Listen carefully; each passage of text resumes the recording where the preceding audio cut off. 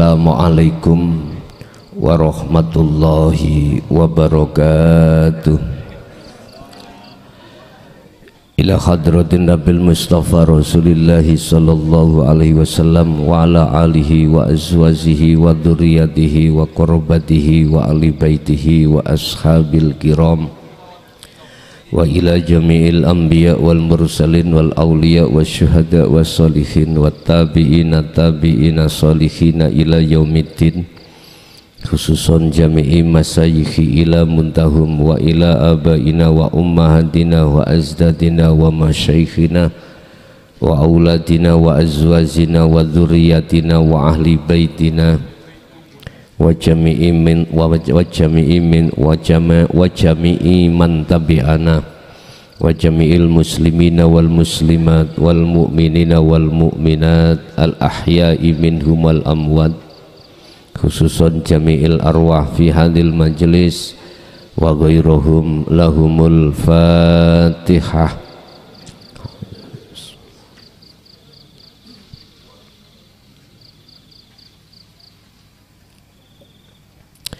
Bismillahirrahmanirrahim. Alhamdulillahi rabbil alamin wa bihi nasta'inu ala umurid dunya waddin. Asyhadu an la ilaha illallah wa asyhadu anna Muhammadan abduhu wa rasuluh. Allahumma salli wa sallim wa barik alaihi wa ala alihi wa ashabihi ajma'in, amma ba'd. Hadratil kiram, dumateng para alim, para ulama, asatid wa asatidah, tokoh masyarakat, tokoh agama, wabil khusus pengurus pengawasan rutin Dinut Tauhid sekitar Kecamatan Karangploso, Kabupaten Malang, jamaah ingkang rawuh baik di majelis maupun di channel Ponpes Jaya Baru, kulluhum ajma'in rahimakumullah. Alhamdulillah, dalam kesempatan malam hari ini kita masih diberikan Allah satu anugerah sehingga bisa berkumpul dan bermuajah dalam rangka ngaji rutin yang khusus membahas tentang Dinut Tauhid, yang untuk malam hari ini kita diserukan Allah untuk belajar ruhaniyah kita itu melakukan perbuatan yang disebut ikhlas. Ikhlas sudah menjadi ketetapan Allah. Kita manusia ini dihadapkan dua problem, dua ketetapan atau dua takdir. Pertama disebut takdir atau ketetapan yang bersifatkan sesuai dengan sifat basariah kita sebagai manusia, yang disebut dengan takdir basti, ya, takdir basti.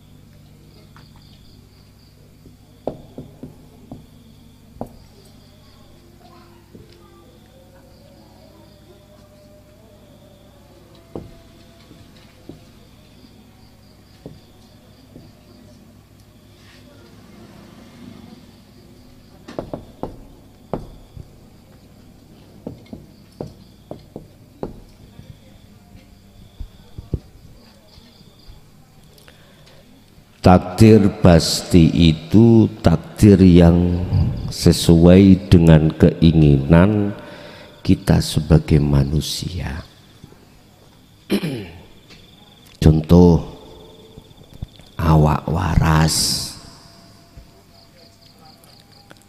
keluarga waras, ekonomi lancar, apapun yang bersifatkan munggui menungso itu pada umumnya. Satu, dua, qobdi, ketetapan yang bertolak belakang dengan sifat basariyah. Kita sebagai manusia, lawannya waras berarti sakit. Lawannya kita jualan payu berarti gak payu. Ekonomi kita semakin lama semakin merosot. Iku qobdi. Dua ketetapan, dua problematika yang kita hadapi sebagai manusia itu setiap saat dan waktu Allah hadapkan. Innama amwalukum wa auladukum fitnah. Urusan qobdi dengan bakti, dengan basti, atau basti dengan qobdi jangan diurus, jangan dipermasalahkan, sebab terhadap siapapun dua ketetapan itu berlaku. Tinggal pertanyaannya, bagaimana kita menempatkan ikhlasnya hati atau ruhaniyah saat datangnya qobdi dan basti. Piye carane kita menempatkan tentang ikhlas di saat qobdi dan basti? Revepe dikurangi widik. Bagaimana caranya bisanya ruhaniyah sampean kali kula itu betul-betul ikhlas? Ini kalau kita tidak betul-betul ruhaniyah bitauhid, tidak bisa. Tidak bisa. Berkenaan dengan hal itu Bapak Ibu, Allah jelaskan di dalam surah Al-Baqarah 126 yang menjadi pembahasan kita pada kesempatan malam hari ini. Kutiba dan wajibake alaikum ing atase sira kabeh apa alqitalu. Nah iki berkenaan dengan di jalur Gaza juga ingku. Momen-momene Palestina. Kutiba alaikumul qitalu, diwajibkan bagi dirimu semuanya untuk berperang. Berperang. Padahal wahwa utawi perang iku kurhalakum, kuwi gak gelem. Karena di dalam peperangan mesti ada mati, mateni atau dipateni, dibunuh atau membunuh pun. Wong perang iku satu-satunya dalan kuwi mateni apa pateni. Iki bahasa fisik. Iki alqitalu, maksudnya bukan perang-perang secara fisik. Alqitalu itu adalah sesuatu yang kau sengiti, Kau sengiti kok, kau benci. Istilah ruhaniyahmu, sifat basariyah itu kau nggak suka, kau sukai itu. Awak loro, sinten sing seneng? Ekonomi sampean kali kula bangkrut. Hei menungso, aku ngomong menungso barekan. Siapa yang tidak mau? Siapa yang mau untuk sakit, untuk kita ekonomi jatuh, terus kita dicaci orang? Nggak ada yang suka. Umumnya manusia. Umumnya manusia. Tapi mesti itu dihadapkan Allah. Al-Qital itu kalau kita maknani di dalam hadis itu secara umum ya perang Badar, perang Khandaq, perang Uhud. Kalau sekarang itu perang di jalur Gaza. Iki syariate. Kata Rasul, perang yang seperti ini adalah jihad kecil. Jihad kecil. Tapi ada jihad yang besar di tengah-tengah umatku, yaitu mujahadatun nafsi. Merangi hawa nafsu. Iki jihad besar ini.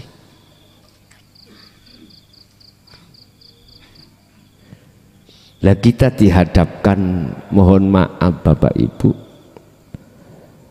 ekonomi kurang baik. Siapa yang mau? Umumnya kan nggak mau, Pak. Tapi kutiba alaikum al-qitalu, wajib kamu itu berperang. Berperang di tengah-tengah perkara yang nggak enak. Nggak enak. Di situ kan Allah sudah katakan tentang masalah perang, iki banyak umum manusia itu nggak mau, nyengiti, benci, ojo lah, ojo perang. Iki bahasa syariat loh ya. Tapi di saat jenengan kali kulo negosiasi nggak ketemu, jalan satu-satunya memang perang, yang harus perang. Cuman sejarah di Gaza itu gak seperti itu. Di Gaza itu persis seperti di Indonesia. Saking gak betai orang Indonesia itu dijajah oleh bangsa lain, mau nggak mau merdeka atau mati, wis gak betah. Pertama dibiarkan untuk berdagang, alasannya kan gitu. VOC ini loh Pak, ini nggak secara VOC membawa rempah-rempah itu kan modus aja. Tapi ketika saat mempelajari medan, baru peperangan terjadi. Pada saat itu ditindaslah kita sehingga kita jatuh, menjadilah kita negara yang terjajah. Wis lama-lama nggak betah, akhirnya bermunculan peperangan-peperangan. Itu sejarah dulu bangsa Indonesia persis seperti apa bangsa Palestina itu, karena terjajah. Sebenarnya tidak mau, wahwa kurhul lakum, nggak mau, karena nanti akan terjadi korban jiwa. Tetapi secara syariat kalau itu harus terjadi, terjadilah. Dan itu pun terjadi pada saat kenabian Kanjeng Nabi Muhammad. Muncul perang Khandaq, muncul perang Uhud, muncul perang Badar. Tetapi Rasulullah sudah katakan ini jihad kecil. Anda nanti akan mengalami umatku jihad yang lebih besar. Itulah yang disebut jihad atau merangi hawa nafsu. Mengapa Rasulullah mengatakan iki jihad lebih besar daripada jihad secara fisik? Karena mungsuh ruhaniyah ini bersemayam di dalam diri kita. Artinya apa? Mungsuh dalam selimut. Mayoritas umat Islam, khususnya umat Islam ya, umumnya umat manusia tidak tahu nafsu itu bagaimana sih nafsu itu. Padahal Allah sudah katakan, wala tattabi'u khutuwatis syaiton innahu lakum aduwwum mubin. Jangan kau ikuti nafsu itu, sebab nafsu itu mungsuhmu yang nyata. Berhubung tidak tahu nafsu sebagai mungsuhnya dalam diri kita masing-masing, maka kita selamanya akan dijajah. Akhirnya muncullah yang namanya iman, yang iman itu kita diarahkan terhadap selain Allah. Innan nafsa la amaratum bisu. Cenderung nafsu itu mengajak dirimu berbuat jelek pada Allah, yaitu beriman terhadap selain Allah. Ini kita bicara dalam, bukan bicara luar. Akibatnya kita itu lalai, tidak sadar semuanya itu sesungguhnya yang beraf'al, yang berlaku, yang menggerakkan itu adalah Allah. Gak sadar.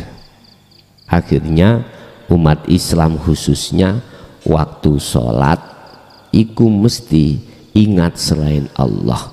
Waktu kita ziarah ke kubur, kita itu duweni niat supaya barokah. Langaten nggih. Kebanyakan seperti itu. Nanti cak ziarah wis ngalap barokah Mbah Wali, mbok menawa dagang aku kok dadi barokah lancar. Macam-macam niatnya itu, macam-macam. Akibatnya seperti itu. Bapak Ibu, lah kita bisanya menetapkan ikhlas di dalam dua ketetapan itu. Syaratnya kita harus pertama mengenal nafsu. Mengenal nafsu. Mana sih yang disebut nafsu? Bolak-balik kita ngomong nafsu. Biasanya itu kita membahas nafsu itu cenderung perilaku dohiriyah yang bersifatkan maksiat atau dilarang. Nafsu, nafsun, nafsin, nafsan, ini munculnya dua, atau saya terjemahkan ana, ingsun, diri. Ada diri yang disebut makhluk, ada diri yang disebut khalik. Padahal ayatnya innan nafsa la amaratum bisu illa ma rohima rabbi. Mana yang dimaksud nafsu yang harus kita kenali? Itu yang kembali kepada anak makhluk. Artinya kan anak itu kan saya itu ingsun, kedirian makhluk di dalam diri saya beriman apa yang muncul pada diriku semata-mata dariku sendiri. Inilah nafsu yang dimaksud Rasulullah, yang dimaksud Quran. Mana innahu lakum aduwwum mubin, kalau itu musuhmu yang nyata yang tidak boleh kau ikuti. Ya ini keakuan di dalam diri kita, yang keakuan itu kembali kepada makhluk. Siapa yang mengambil pepaya saya? Si A. Tahu si A menek dijarnya. Si A. Makhluk toh. Kedirian makhluk itulah nafsu. Saya beriman terhadap si A yang mencuri pepaya itu, berarti saya ini dikuasai hawa nafsu. Loh kok bisa? Ayo diurai. Kalem-kalem mai. Engko nek gak paham teko. Lewat ayat Allahu khalaqakum wa ma ta'malun. Kita umat Islam yang masih ada di syariat dengan ayat Allahu khalaqakum percaya kalau kita itu yang menciptakan adalah Allah. Tapi teruskan ayati iku wa ma ta'malun iki lho gak sepiro dibahas. Wa malan opo tak maluna kang do agawe sira kabeh, apa yang timbul dalam dirimu, semuanya itu datangnya dari Allah. Si A menek, si A apa bahasa Indonesia ini menek itu Pak? Memanjat pohon pepaya, mau mengambil pepaya sebab anake kaliren gak ono sing dipangan, atau anaknya itu gak iso ngentut, wetenge iku kembung menek pepaya sampean. Lah si A menek, kalau kau melihat si A nya pasti jenengan iki menuduh dan beriman yang mencuri si A. Percaya gak percaya, tanpa ada Allah dalam diri si A, apa bisa si A dengan sendirinya menek sendiri? Jawabnya mesti tidak. Bagi mereka yang sudah beriman hanya pada Allah. Lho Gus, nek ngono Gus ya Allah mencuri yo. Yo gak, yo mboten sambung Pak nek Gusti Allah mencuri iku. Walillahil masyriqu wal maghrib, kabeh apa sing ana jagat timur dan jagat barat semuanya milik. Masa sih barange dhewe iku disebut mencuri? Halo, kita ngomong mencuri karena kita merasa milik kita. Si A kita anggap mencuri karena pepaya itu kita merasa milik itu. Iki hukum syariat wis bener, tapi ojo duduk ning kuno terus. Ya kuwi kudu naik ning hakikat, atimu cek gak kembung, atimu cek gak loro. Kita kan tidak tahu mengapa si A ngambil, ternyata di bawahnya itu anaknya itu gak iso ngentut, gak iso nesing. Sing gak iso ngentut, sing angel nisingi mangano kates bahaya. Iku mbok biyen iku ngoten. Cara weteng iku kok ya kembung ae. Ora pate iso nising, ora pate iso ngentut, disuruh dahar kates. Nek iku sing gak mangsah dulu itu godhonge sing simbukan ngoten dulu. Ternyata kates atau pepaya itu buat perut lambung itu sangat baik. Apa maneh sampean pangan sak kulite. Lu pahit memange. Cacing-cacing melok mati. Iku nek purun saisine Bila mana sampean gak trimo ya sak godhonge sakwite. Kalah gajah sampean maring.